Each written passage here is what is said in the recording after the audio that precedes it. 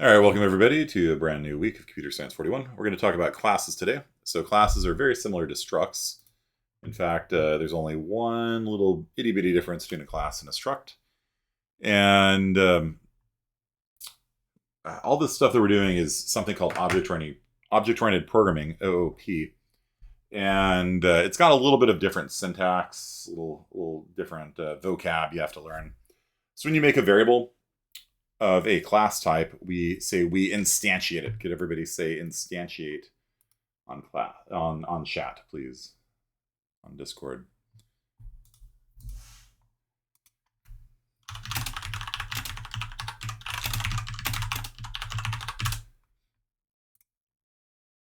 And then when you have something like this, where you've got float real and float imaginary, these things are called member variables. Everybody say member variable, please.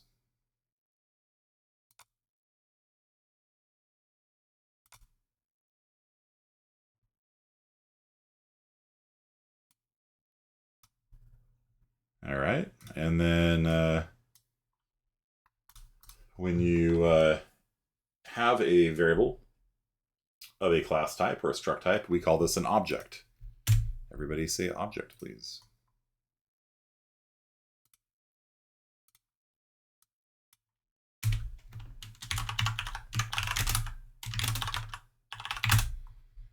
All right, so that's our vocab. So let's break it down a little bit. So classes are almost exactly the same as a struct. Just one small itty bitty difference, and that is that classes default to what is called private by default. So if you want to make a class work just like a struct, you see that second line there where it says public colon, and that's a colon. That's not a semicolon. That's a colon. That is what makes this class identical to a struct. So what does private mean? What does public mean? Let me switch over to the server and show you. The server is currently struggling. What's going on here?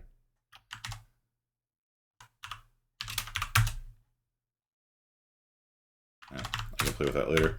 All right, let me switch over to the server here. And show you guys. Okay, so if we have struct pair, and let's call this a pause, a position, or something like that maybe. We've got an X and a Y value. Probably want these things initialized also, just to be correct. I can come down here and make a POS named Bob, and if I were to see out bob.x, everybody, what is this going to print to the screen? If I see out Bob's X position, what is that going to print out? 0. Good. Now, if I did this with a class, we're going to get an error. And the error is that main cannot see Bob's private member variables. Okay? And so in order to quote unquote fix that, we can make this public, and now we have something that's identical to a struct. So basically this and this are exactly the same. Okay? So structs default to public, classes default to private. There's a reason for that. We'll go more into the reason on that in CSI 41. But for now, that's all you need to really know. That with classes, if you want to make them like a struct, you just add public with a colon, not a semicolon there. Okay. Come back over here. Remember the semicolon. Other than that, it's exactly the same as a struct. Okay. So you access the elements of a class just like you do with a struct, foo.x, bar.y. If you want to make an array or a class of or a vector of classes, you can do that. So you can just, if I wanted to make a vector of positions, I would say vector of positions named vec. That's a-okay, and then I could add Bob to it. Vec dot push back Bob, so you can add Bob to that vector. And if I were to see out vector dot at 0 dot x, what is this going to print to the screen?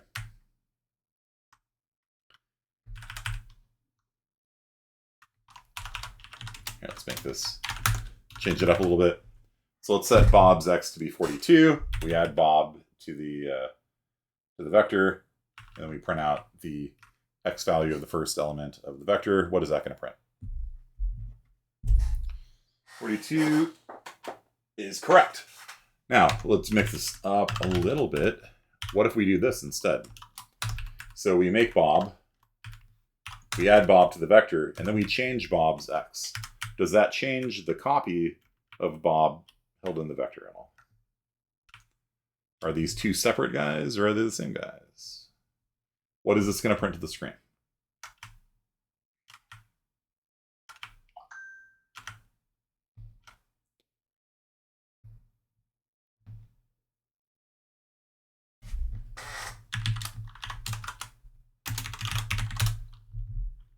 It's going to print 0. And the reason for that is because when you do push back Bob, this makes a copy of Bob. Okay. So if we change Bob's 42 after that point, then this is a different POS than vec.at0. Okay. So these are two different variables. You guys understand? So you can make vectors, you can make arrays of classes. You can pass them to functions. The rule for functions is you always pass 99% of the time. You're going to pass anything that's a class type, an object. You pass them by reference. You don't have to. Call by value is a possibility, but in general, if you're going to make a print function or something like that, void print. We're going to pass it by reference. Maybe like cout.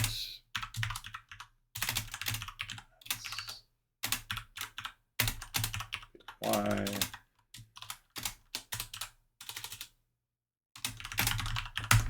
Like that. Should this be called by reference, or should it be called by const reference? Am I changing P anywhere in here? Should print change P? That's kind of, no, you cannot push back a reference to something. Should this be a call by reference normal, or should we put a const here? What do you guys think?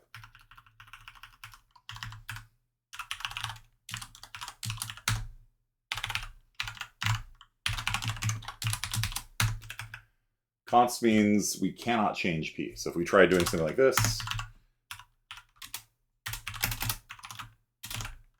will not compile, right? So this needs to be const. Okay, const is correct here. A print function should not change Bob. It would be weird if print changed Bob at all. So since we're not changing Bob, then this should be const here. It doesn't have to be. The code will compile either way.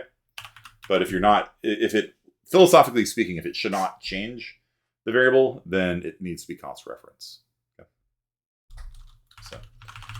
So this is okay. All right. So yeah, whenever you pass an object to a function, pass it by reference. If you're going to be modifying it, like you can see down here, we've got 2.distance changing and 2.prev changing, so on and so forth. So if we're writing to it, yeah, sure, make it call by reference. But if you're not going to change it, and if philosophically speaking it shouldn't change it, then you want const reference, and that's just the way things go. Don't forget and make it call by value.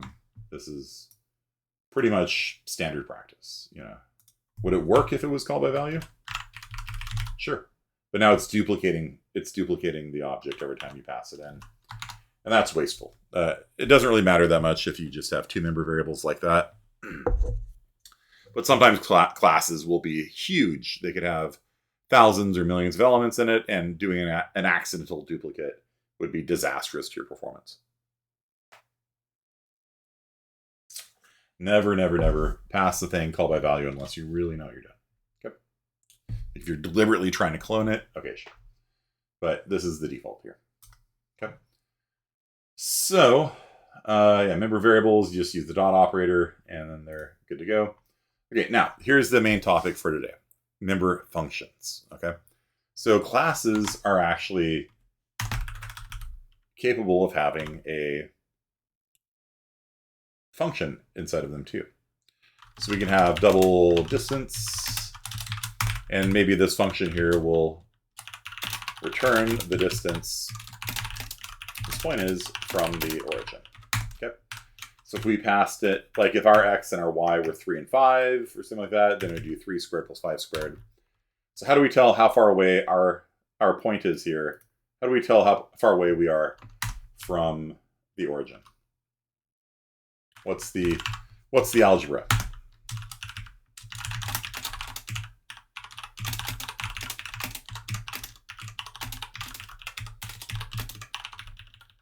Anyone remember the name of the function?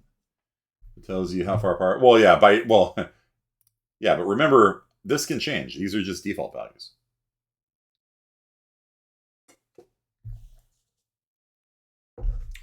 So Olson says pow of x squared plus pow of y squared squared, or we just use high pot for people that are high on pot. Okay. And this is the Pythagorean theorem. Can't talk and type at the same time. Okay. Hypot is found within CMath. So Bob is at, bring this up a little bit here. So let's have Bob, print Bob, and then see out Bob.dist. This will tell us how far Bob is away from the world origin. So, how far is Bob away from the world origin? Bob is currently, if you guys remember, at 42, 0. How far away is 42, 0 away from 0, 0? It is, in fact, 42 away. To do this, we'll see Bob is 42 away. Now, what if we set bob.x equal to 3, bob.y equal to 4? What is it going to print now? How far is Bob away from the world origin now?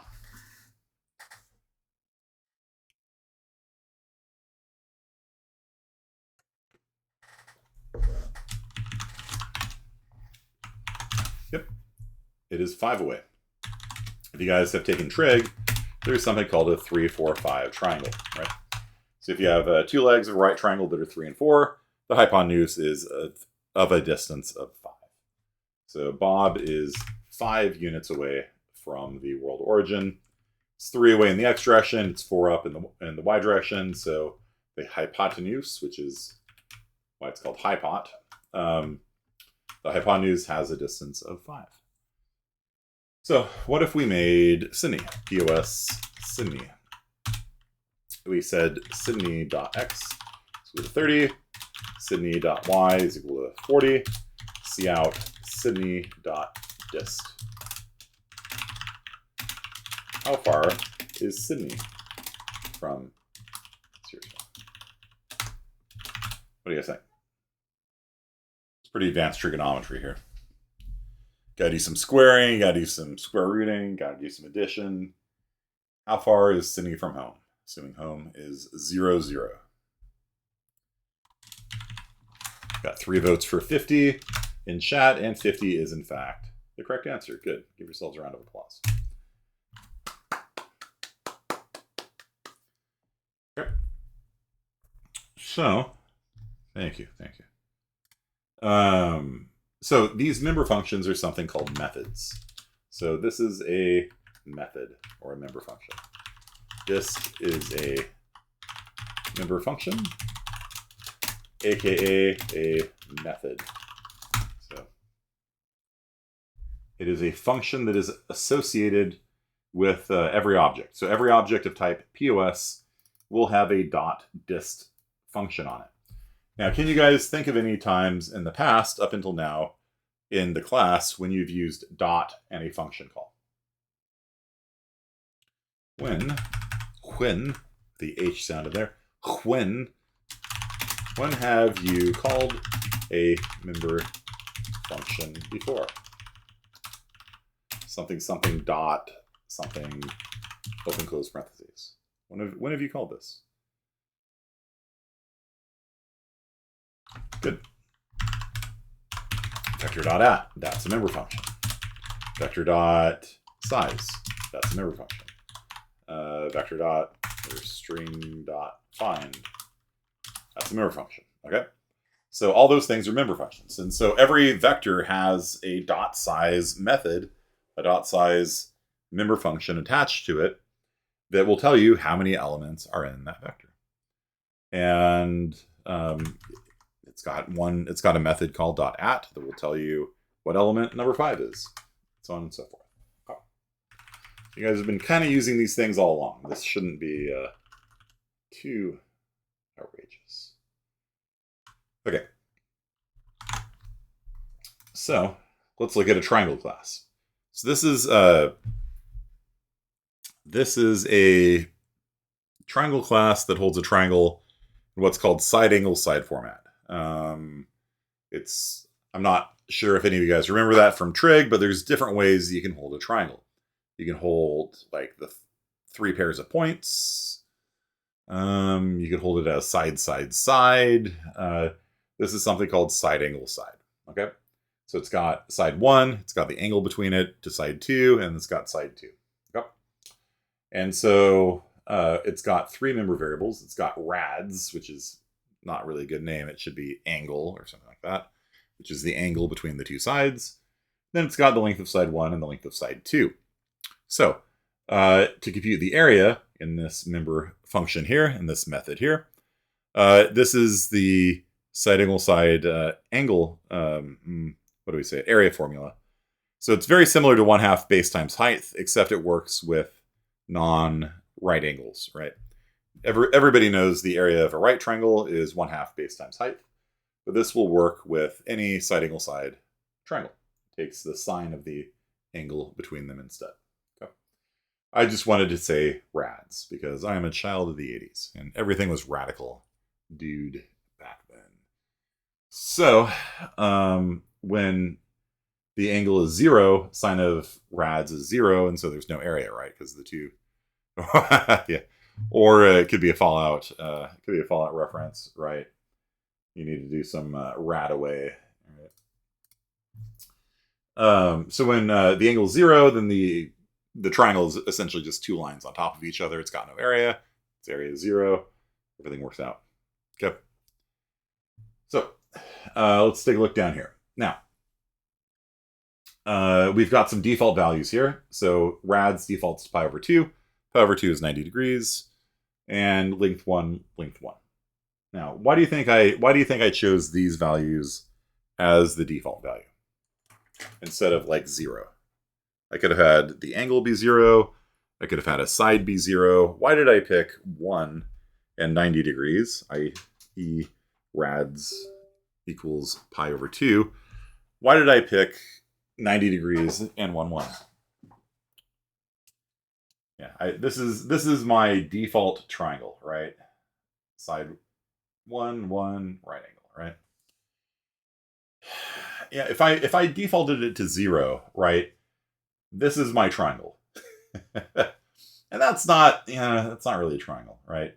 Or if I had the angle default to 0, then I would have, length 1 and length 1 like right on top of each other, and that's not a triangle either. So whenever I pick these default values, so that's 90 degrees, and then that's 1 unit, whatever the unit is, in 1 unit. Whenever I pick default values, I try to pick something that gives me a reasonable value, you know what I mean? Like something that'll work. So that's a triangle that I've picked there. If I picked 0, 0, 0 for everything, it would be a dot. And a dot is not a triangle, so yeah, sort of philosophically speaking, I try to pick values that have something sane that's it's like it'd be really weird if like you have like an age variable, your default age is like -100, you know what I mean? It's like that's not, we have like height, height defaulting to -50, like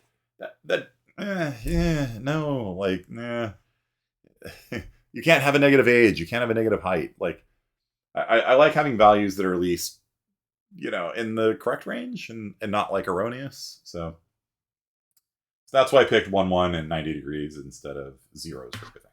Does that make sense? They're just, you know, it's a good default, I think. It's a good default for a triangle. Are you guys with me on this? Now, some people might put zeros there, and that's fine. I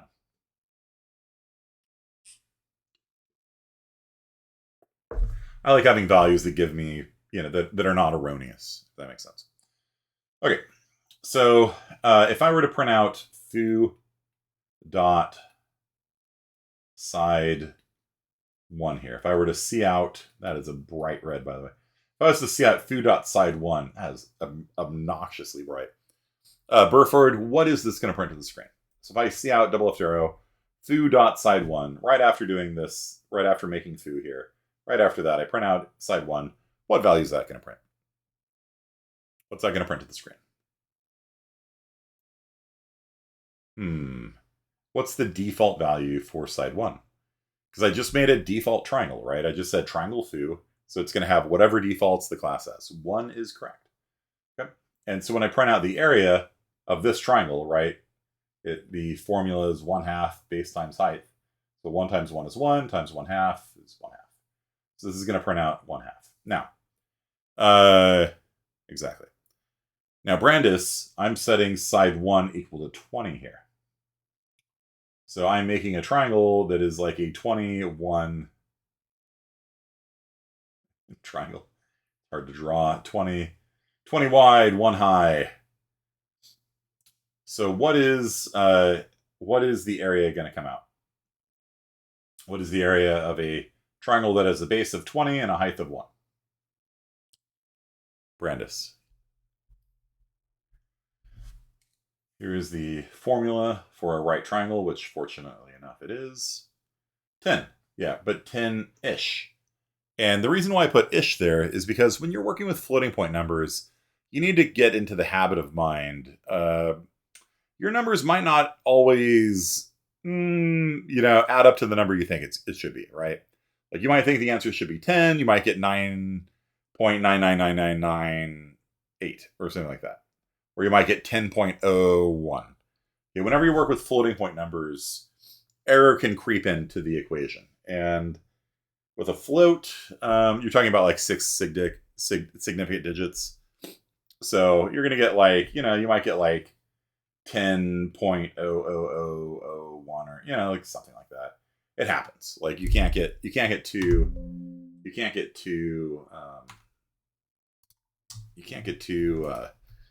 upset. Like if you get a number that's slightly different from what you expect. Okay. Now, Olson, we're now creating a triangle that looks like this.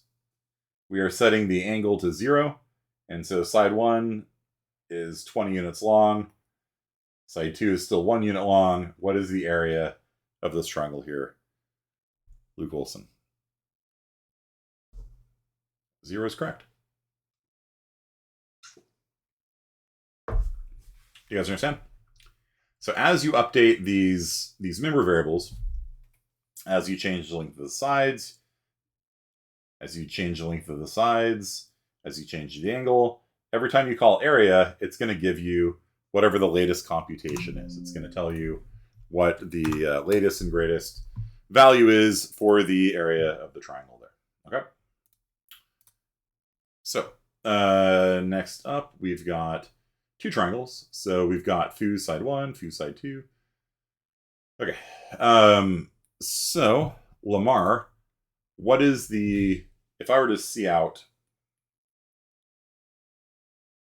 foo dot rads, super radical, man. Foo dot rads. What is I've not set rads anywhere, so it's using the default value. So what is this going to see out to the screen? Gunnar Lamar. The Jeff is Jeff. If I see out foo.rads right there, what's that going to print at the screen?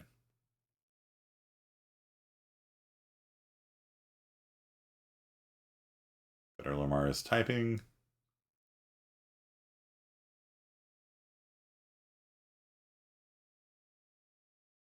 You've not been listening because of distractions. Okay. Everyone, help him out. what is the default value of an angle on a triangle here? What's this going to print? Pi over 2 is correct, which is 1.65 something. I don't know. Don't quote me on it. All right. So we've got foo. So foo is a triangle. Look at that straight line. I'm impressed with myself. Okay. So foo has one side of 3, one side of 4, and it is a 90-degree angle. So what is the size of the hypotenuse here, everybody? 5. Good. And so the area is going to be... Do I hear a Louis? Do I hear a Louis? Hello, kitty. Can you pet him? I can't pet him right now. I'm in class. Can Sorry. you like give him attention at least? I can not give him attention right now. He's following you anyway. Oh, kitty. So the area is 1/2 base times height. 3 times 4 is 12. Divided by 2 is 6. Yep. Just had a cat walk in on me. Not our cat. Just a neighborhood cat. Okay. And then for bar has a side of 10. And then we're setting its angle to be pi over 4, which is a 45-degree angle. And then this one also has a side of 10. So this one is going to be 1/2 base times height times the sine of theta. Sine of theta is 0.7. So what number are we going to get? What do you guys think? Side 1 is 10, side 2 is 10. Sine of pi over 4 is 0.7. Pretend that I don't have the answer on the screen here.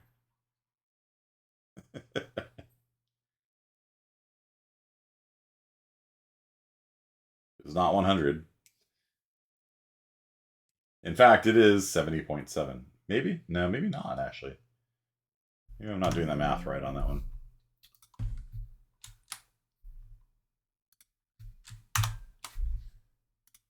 Because it is 1/2 times 10 times 10 is 50 times 0.7 is about 35. It should be. So this was a distraction from the truth.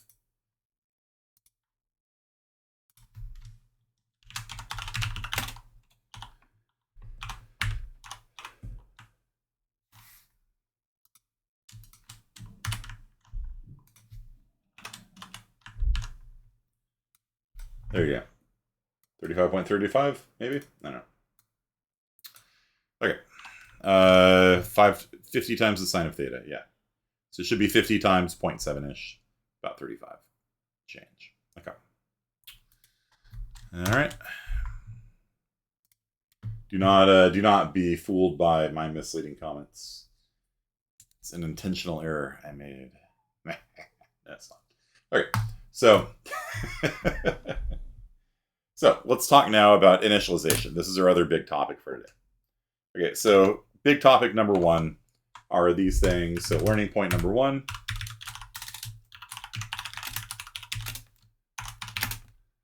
Member functions.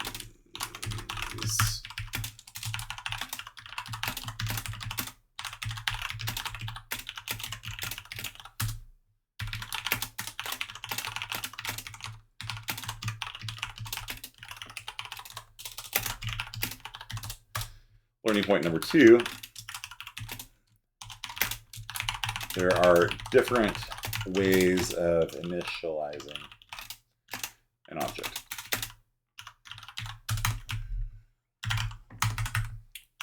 So option 1 is set default values and you declare the variable. This is C++ 11 and up, by the way. So that's what we have here. And that's honestly my preferred way of doing things in simple cases, at least. Just give them a default value. Then they can never not be initialized because, big think, don't ever have initialized variables. Very, very common source of bug in source code. People think they can guarantee that the variables will be initialized and then something exceptional happens. The variables are not initialized, their code works, but it doesn't work some of the time. And just, you know, this was a concern back in the 1970s, like, oh, it takes so long to, you know, integer x equals 0. Oh no, ooh, no, how expensive is it to initialize a variable to 0? Ooh, no. Yeah, no, we live in a world where computers can do like, 5 billion operations a second times however many functional units they have. It's fine. It's okay. Just always do this, right? Like, just always initialize your variables. And if the initialization you do, is it like twice as expensive to initialize? It's not. I mean, well, for here, yeah, because you got an x and a y, right? Oh my gosh, it's terrible. Yeah, really, like, this might be a concern back in the 1970s, where your computer could only do like 1,000 things a second, and so you might be able to save a cycle or two by not initializing something. But nowadays, it's just not a good concern. It's far more important for your code to be correct all the time than it is to shave off every last ounce of performance. And plus, we have these things called optimizers now. The optimizer will probably delete an unneeded initialization anyway, right? So if you do something like this and say x is equal to 10, the optimizer is just going to do that. Do you guys understand? It's like if you do something where like this isn't doing anything, like the optimizer is just going to be like, all right, fixed. It's fine. Like it's literally just not a good. It's just never do this. Never ever do that ever. Okay. Always initialize a variable. Okay. And so that's why I like these things here. Even if I'm going to do options 2 and 3, which I haven't gotten to yet, even if I'm going to do options 2 and 3, most of the time, almost all the time, these are going to be initialized also. Because I never, ever want an uninitialized variable to sneak into my code. Because those things are a complete pain to track down. Your code works right 99% of the time, but every so often, the variable that you're expecting to be 0 is not 0, and then your plane falls out of the sky and crashes. It's extremely, extremely annoying to deal with. So I always, always, always initialize my variables. Okay, so option number 2 is something called a constructor. And so, if we go back to the PowerPoint presentation here. Actually, yeah, you can just do this too, I guess. Yeah, sure.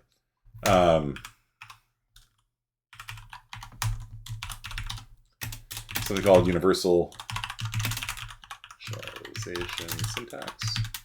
We can say like Bob is equal to 10, 20, something like that. That's fine too.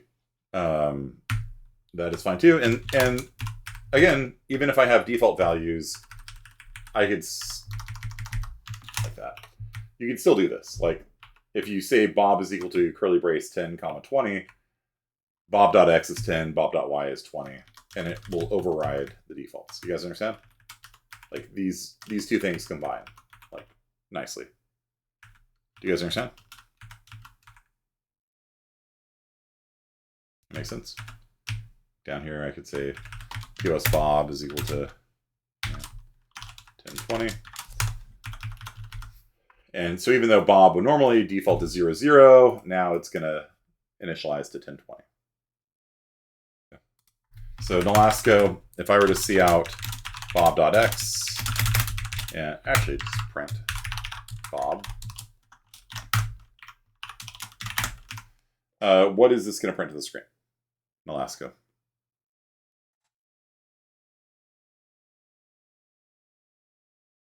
What is the value of Bob.x? What is Bob.y? Bob.x is 10, correct? And Bob.y is 20. Good. And then if I change Bob.x to be 42, what's it going to print here in Alaska?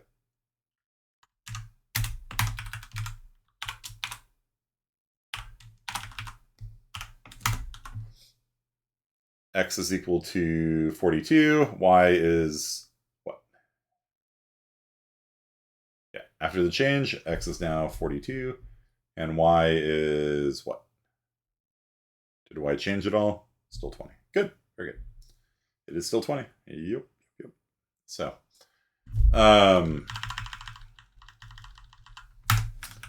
if you don't do this though, if you don't do this, you just do that, then what value does bob.x have and bob.y have?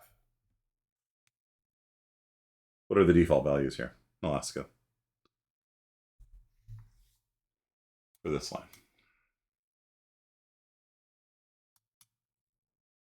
Y is 0 and X is no, here, yes, but like here on this line.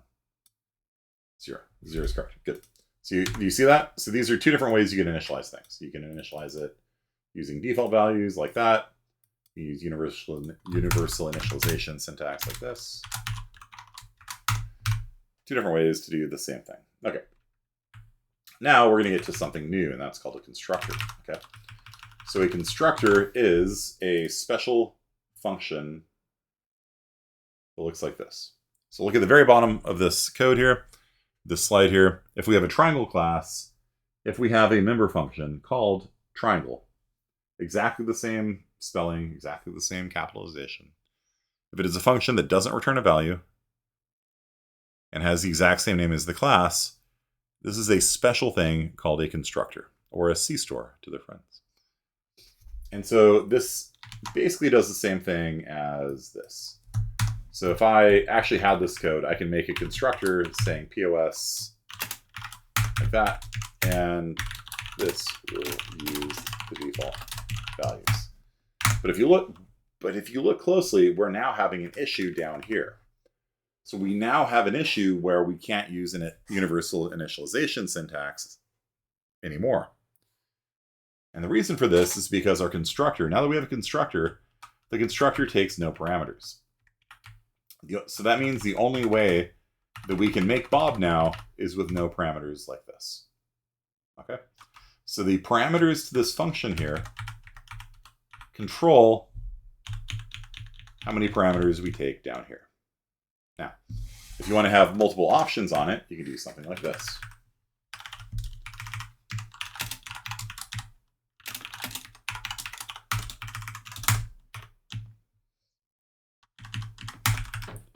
This is something we call a two-parameter constructor. And we set our x equal to be the value passed in, and our y equal to the value passed in. There's actually a better way of doing this, but this will do for now. Okay. And now, once we have that, you can see that this no longer gets mad at us. Okay. And so this is going to set Bob's x to be 10. 10 is because 10 was the first parameter passed in here. And it's going to set Bob's y to be 20. Another way we could write this is POS Bob 10, 20.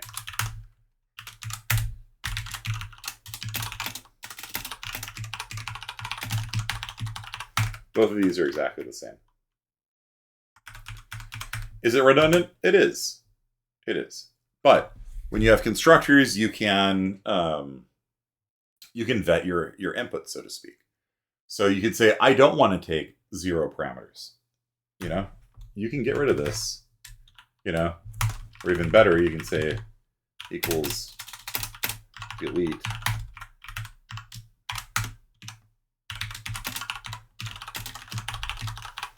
And now if you try to make a variable named Sydney with no parameters, this will not compile.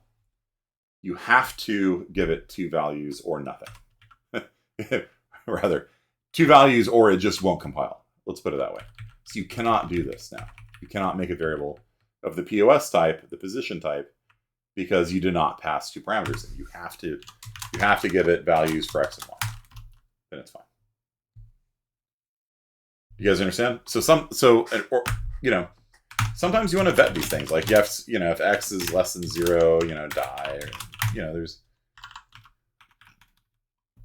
for position, there's not really any bad values. But like if you were taking like age, if somebody passed in a negative age, you want to check for that, right? You want to make sure you don't have a negative age. You want to make sure you don't have a negative height, things like that. And so when you have a constructor, it's actually a function, and then you can check for things like that. You could say like if height is less than 0, die. So you can actually add code to it, and the code is gonna make sure that all the values are correct. Does that make sense, Caesar? So when you have a constructor, it's actually a function that secretly gets run. So even though it looks like we're not doing anything special here, this is secretly calling the 2-parameter constructor. Okay. So even though it looks like we're just making a variable here, this is secretly calling the 2-parameter constructor. And this code could do things like it's hello.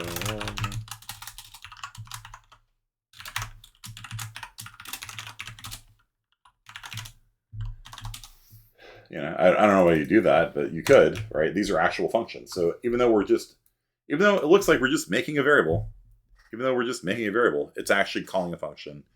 The typical thing of that function to do is to initialize all the values, but it can do anything.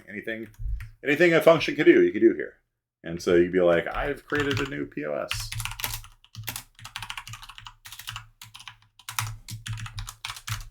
For like debugging and things like that, right?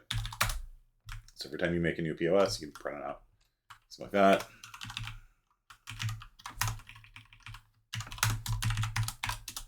Now we're making out 3 POSs, right? Okay.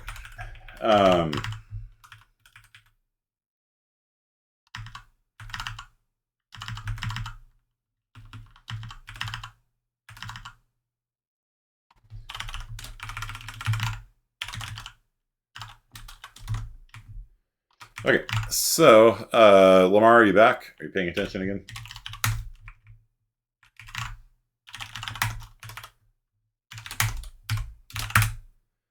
Been trying? All right, give me your best swing. So we've just made a variable named Sydney, and we're going to print out Sydney's x and y value. So what is the value of Sydney.x? What is the value of Sydney.y?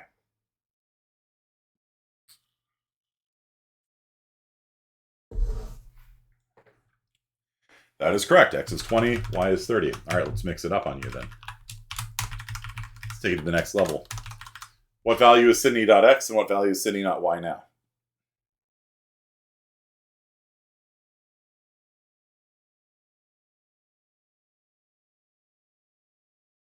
Silence.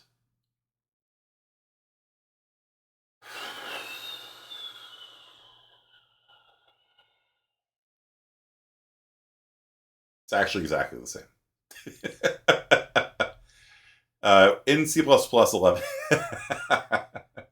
in C++ 11, they added the curly brace universal initialization syntax, and so one of the things it can do is this will just call the constructor. This is exactly the same.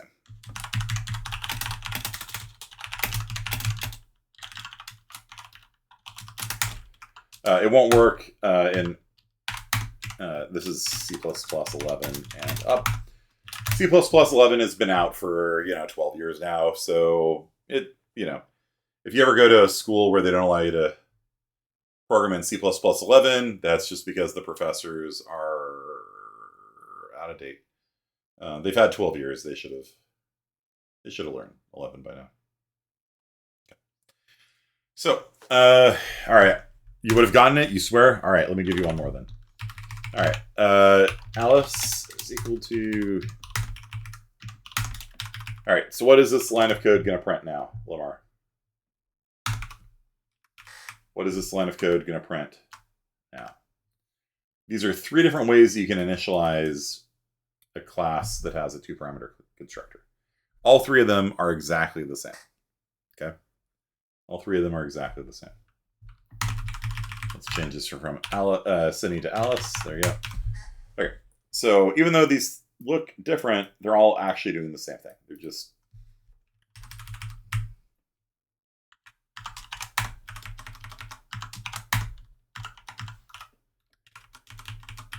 just 3 equivalent syntaxes. So what is Alice.x? What is Alex.y? Alex, Alice dot x, Alice dot y.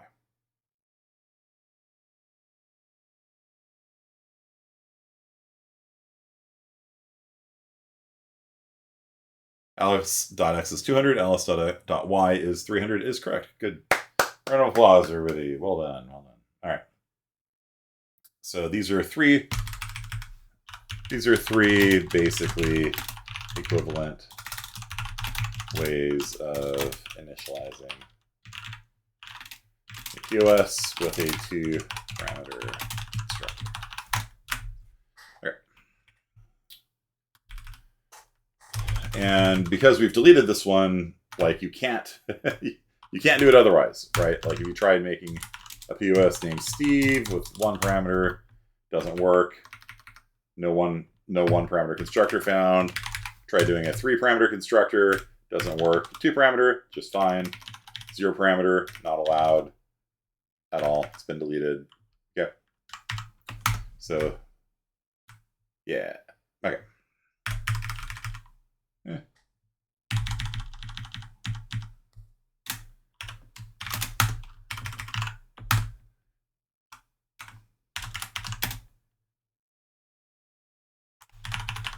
All right, so Bean, if we were to see out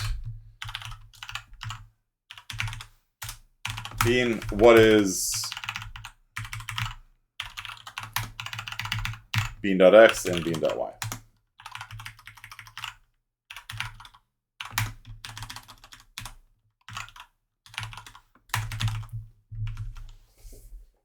Brandon, you there?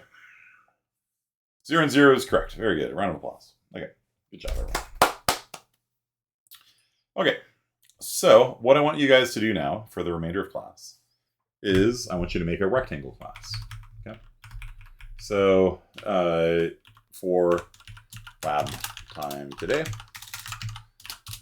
I want you to make a rectangle class that has 4 integers as member variables. And that is basically x0,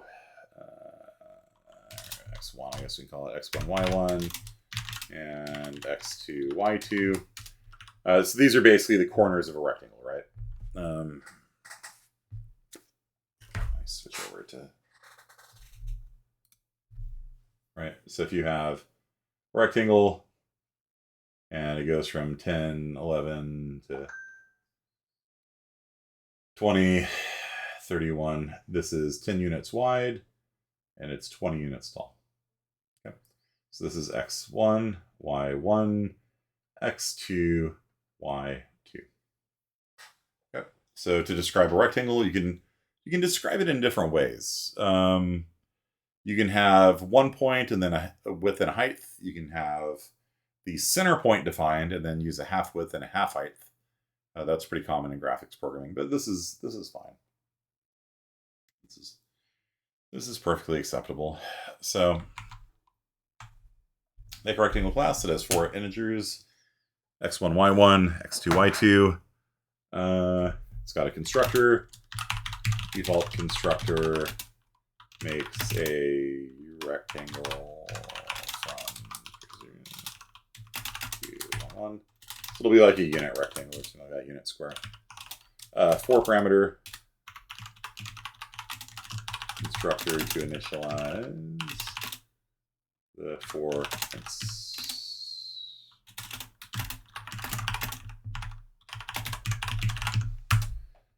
and then make an area function that returns the area of the rectangle. And finally, a inside function that returns true, the point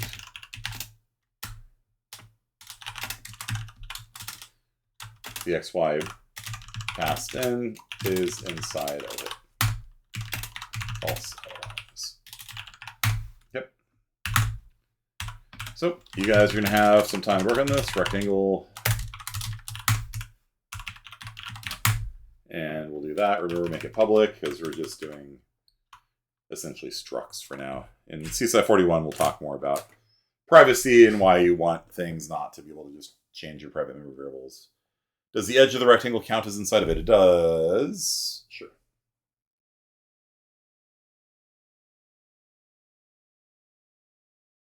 So if your rectangle goes from 5, 5 to 5, 5, then the point 5, 5 is inside of it. Other points are outside of it. Okay, so you guys got 1 hour. Begin.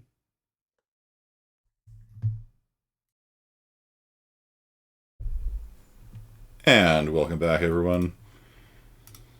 Kearney jump scare. What's up? What's going on? It is time. Let's do this. All right.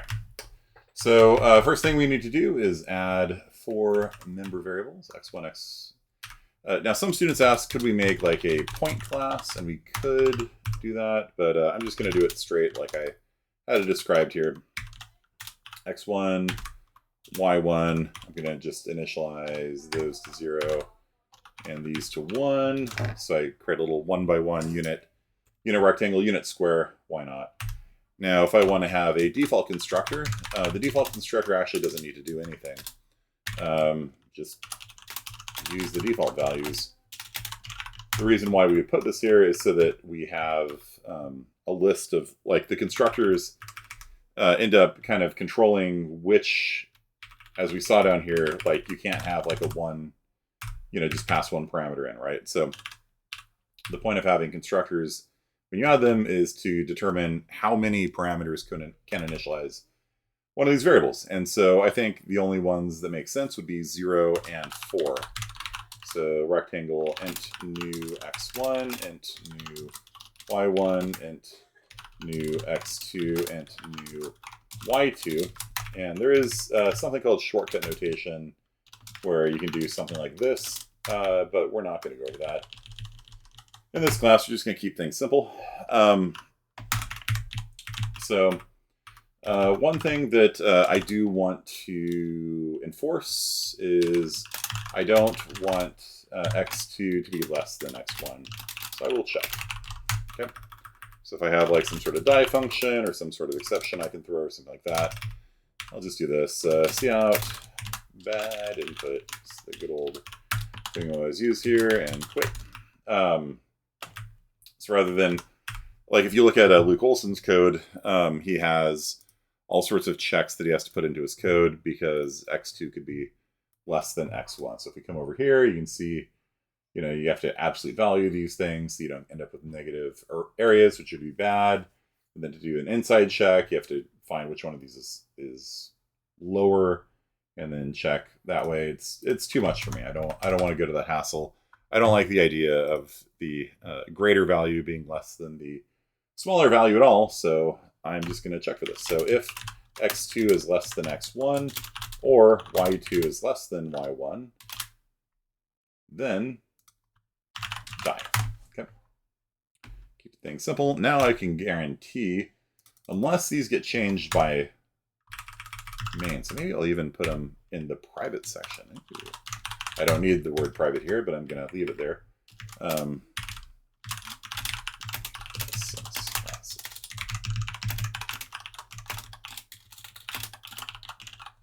don't need it here. I could just have that. It's exactly the same.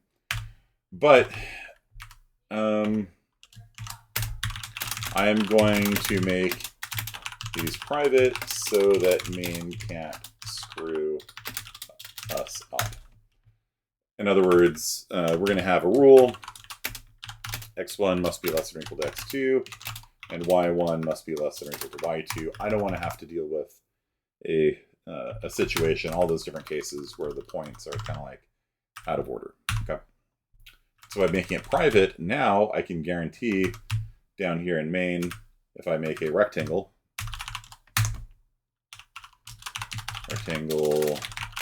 called square,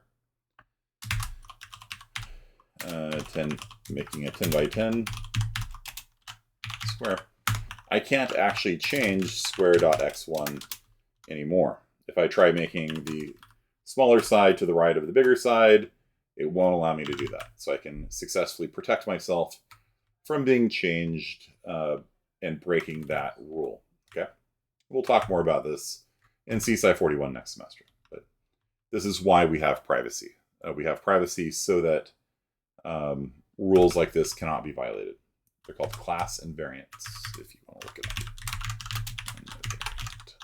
They're very important. Okay, so now let's come to the actual meat of this. We're going to set x1 equal to new x1, and I'll just y 3p, and dot, and then we'll do r2 dot and dot. Okay. Now, at Fresno State, you'll see people do this.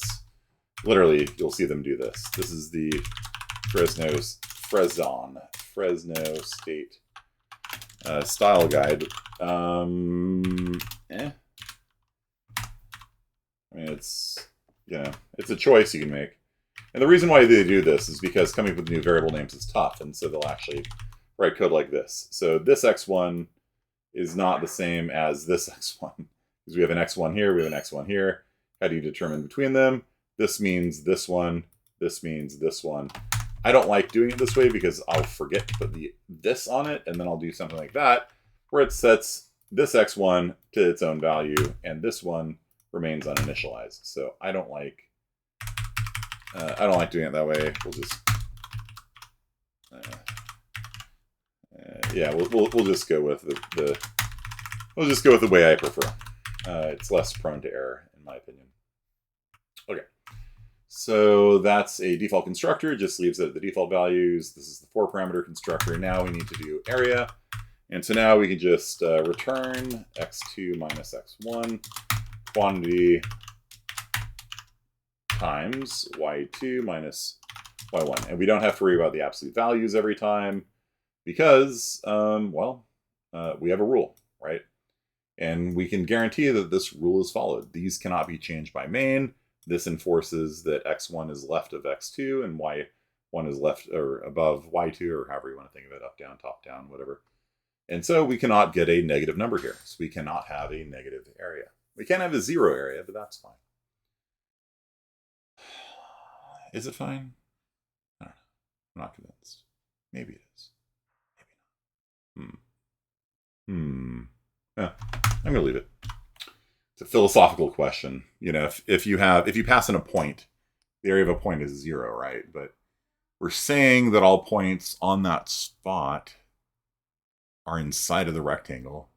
So doesn't it have an area of 1 then? You know, if you pass in 10, 10, 10, 10, doesn't it have an area of 1 square? It's too much philosophy. Too much philosophy for me at the end of the class. So I'm just going to ignore it and pretend it doesn't exist. And then the other thing we needed was a function called inside. And I deliberately did not give you guys a hint on the return type on that. I wanted you guys to figure it out. I told you that in the thing here, it returns true or false. That's your clue that this should be returning a Boolean. Okay, I wanted you guys to figure that out. Yeah, is it a rectangle? I don't know. Like if you have a point from 1010 to 1010, right? Like that's, if we're allowing that point to be inside of the rectangle, then it's a rectangle, right? Like it's a rectangle of size one unit, right? You can't have a point outside of it. It's inside of it. Oh, I don't know. But it's not. Like it's a, I don't know. Too much philosophy for now. We'll just leave it and pretend it's not a problem. Okay. So basically, if x is less than x1, x1's the smaller value, right? If x is outside of it, then we return false. If x is bigger than x2, we can return false. If y is less than y1, y is less than greater than y2, return false. And if it passes all of this tests, we return true. There's a lot of different ways you could do this. Another way you could be is saying if h1 is less than or equal to x, and x is less than or equal to x2, and y1 is less than or equal to y, and y is less than or equal to y2.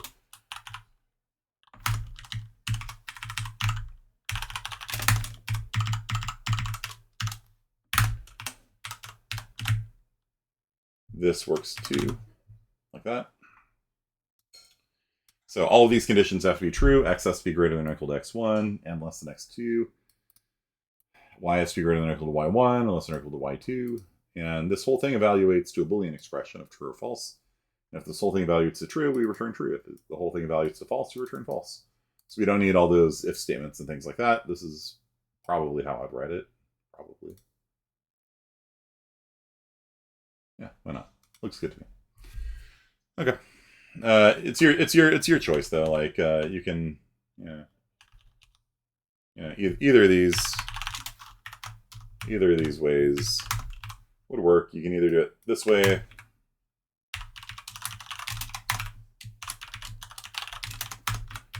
Option 1's probably better, but the optimizer is probably also going to just optimize them down the same way. Don't know, girl. Sorry. And that's our class for today. So let's just call it. So we got this square thing here. Let's delete bean. Sorry, bean. And then we will see out square dot area, and that should print out 100, hopefully. And then we want to see out square dot inside. Not typing very well today. 5.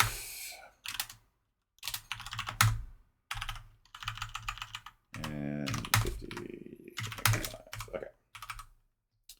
So this should print out true. This should print out false. Right, because we got a square from 0, 0 to 10, 10. So 5, 5 is inside of it. 50, negative 5 is outside of it. So we get 100 as the area. 5, 5 is inside. 50, negative 5 is outside. Voila. So that is classes. The